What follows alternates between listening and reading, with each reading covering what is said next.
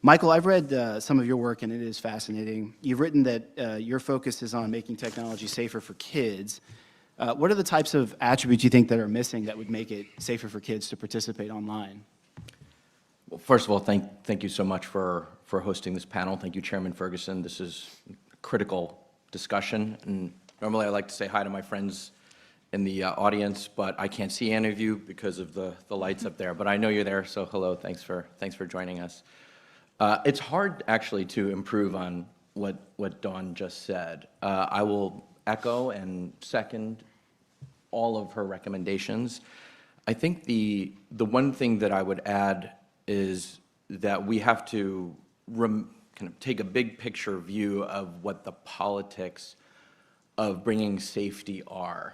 And the politics of bringing safety are a number of aggrieved parents, some of whom have had to say goodbye to their own children, others who are watching their children wither on the vine because their minds are being used as a source of extraction and as a commodity for these companies.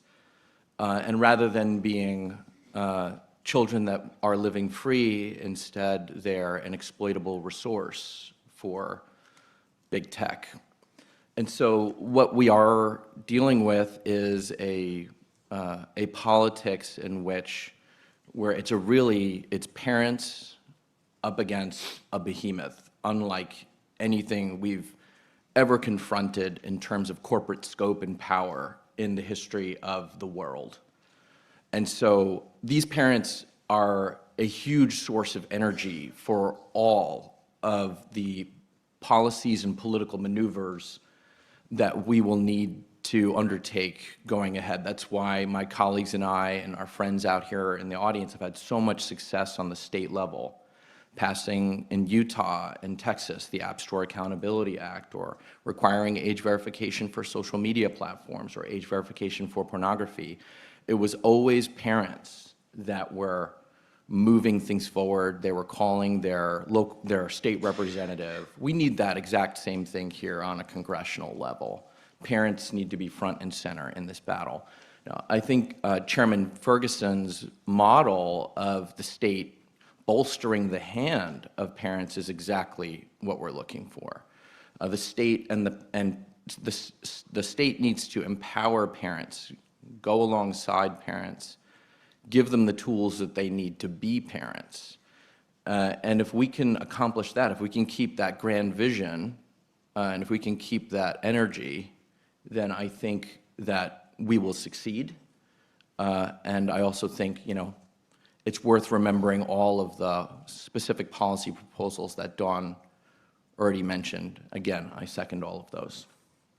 Thanks. So trying to channel some of that energy that you were speaking about, what could we do to sort of make the technology safer for kids? What are some key attributes you think that the platforms can add to reinforce those some safety precautions for children? Yeah, thank you. I think a lot of the best ideas are already out there right now.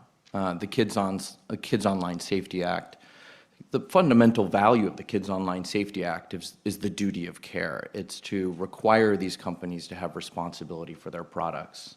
The App Store Accountability Act, as the App Store, our devices are effectively the homes of markets that provide our children access to potentially millions of apps, many within which predators loom, or just algorithms that don't have their best interests in mind, giving parents tools to decline or to provide parental consent for every app download or every app purchase would be important. The anchor for this has to be I know we're going to be talking, there's another panel that will talk about this later, so I'll leave it to them to get into the details. But the anchor for this has to be age verification. There's no way for us for these companies to be able to credibly make determinations about how to operate toward their consumers if they don't know how old they are. There are obviously implications for behavioral patterns that are on, through kind of their history of use that indicates that someone might be a child or might be an adult. But if we want to give them some level of certainty, age verification is necessary. We are supporters of age verification.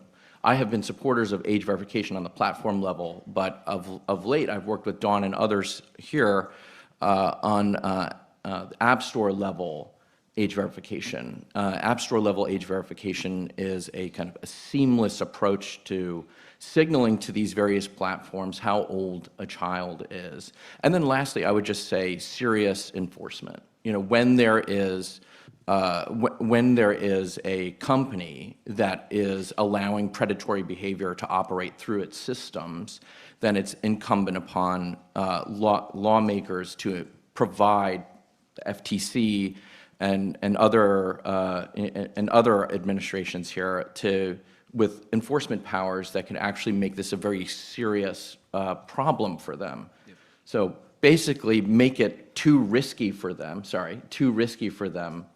to behave badly. Yeah,